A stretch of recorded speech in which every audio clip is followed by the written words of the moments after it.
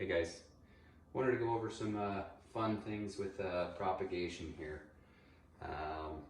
First off, I won't say most people are doing it wrong, but I found some methods I wanted to share with you all that really help your plant stay healthy while you're basically prepping it to the propagation stages by giving the plant its full capacity of growing without chopping. So as you can see here, this is my Albo. You can see it's grown quite large here. I haven't chopped anything off of this yet, but there's methods in place that I've put on this to basically help activate nodes on this plant without actually having to chop it beforehand. And if you come over here, I'll show you some of these things that are going on here.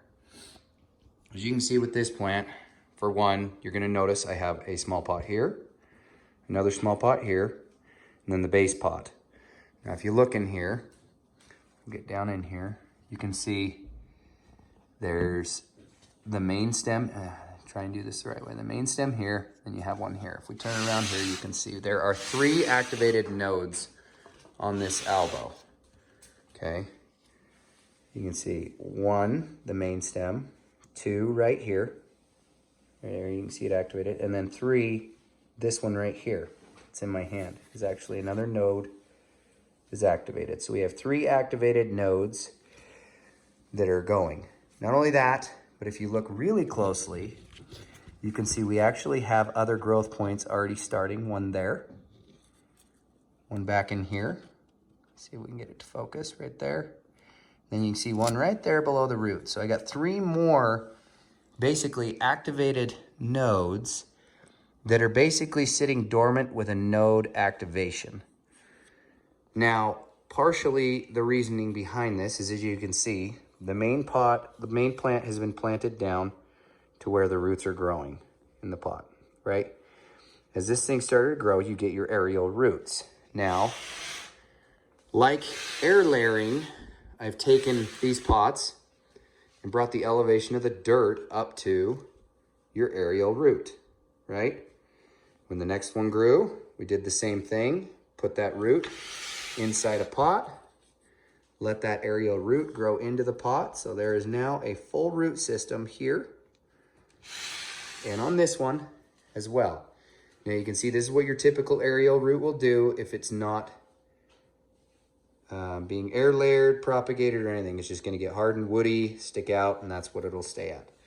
Now we go up the stem and you can see the more root system you get on your plant, the better and bigger it's going to grow up top. So now that these 2 aerial roots have been activated into full-blown roots, the plant up above has been able to take in the nutrition from these 2 as well. Not only that, but as you've seen, because you have root systems activated up higher, these nodes below these aerial roots have activated and begun growing their own shoots. So the more you do this up the stem and the healthier it stays, the more nodes you will have activate without having to propagate. Now I'm going to show you the next step, which, as you can see here, there's a plethora right here of aerial roots starting. You got what? 1, 2, 3, 4, 5, 6, 7, 8. 8 right there, and then there's that 9th one there. So we got 8 or 9 right here. Now these are really easy to propagate and get to root if they have this nice light color to them. Right here, as you can see that. Once they get woody and hard like this, they get a little bit more difficult and a little bit more challenging to get them to root. They still will, but when they're in this phase, it's a piece of cake. So what we're gonna do now is we're gonna continue this step layering process, and I'm gonna put another pot right up under here that's gonna encompass all these roots right up here, okay? So I'm gonna chop this down, make it fit properly, and then fill this with potting soil right up to that level where those roots are now in dirt and soil so that they can start growing their own root system here. And like I said, what that's going to cause is it's going to cause nodes from here all the way up to here to start activating and growing out, because you have a nice healthy root system up above. Eventually this thing's gonna get propagated, but it's so healthy right now that we're not even gonna chop anything and affect it. As you can see, these leaves are looking excellent right now. This is the one that's just unraveling. You can see the whole thing is looking amazing right now, and I would rather not propagate it because usually once you chop this, the next few leaves become smaller than these top ones that you just had. So we're gonna go ahead and go to the next part, and I'm gonna chop this down and show you how this went in here. Okay, so we've shaped our pot to fill in the space here that we're gonna fill in with soil. So as you can see, it's all been custom cut to match right in here like a puzzle piece. So I'm trying to basically get all of these to go into soil so that they can root properly like the natural plant would. So we take this and we're gonna feed that in there. You see it fits right up against that. We slide that right in here and basically lock it in there, okay? So that's your pot, the way that it's gonna sit now inside there. Yeah, may not look all that pretty when you're looking at this, but your whole intent here is basically to get the entire pot to, or the entire plant to root better and grow more healthy. I mean, the more roots your plant has, the better it's gonna grow. So by doing this down here, we're gonna activate more nodes below. Eventually, we're gonna be propping this up into pieces, but every single piece is gonna be fully rooted before we even cut, instead of just propping and chopping and hoping that you can root, because we all know albos have problems with root rot worse than most. So we'll get this filled and then look at it once it's all done.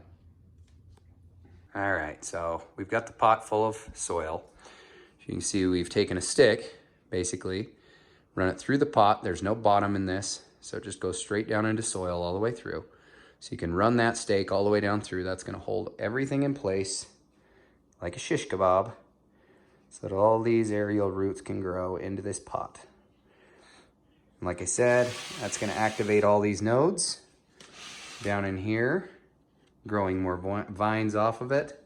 Soon enough, this is just gonna get too clustered with roots that we're gonna have to prop it and chop it. But as you can see, the plant is super happy by the amount of fenestrations you're seeing on these top leaves. So this method, I'm getting 3 nodes every week and a half growing on this right now with the way it is.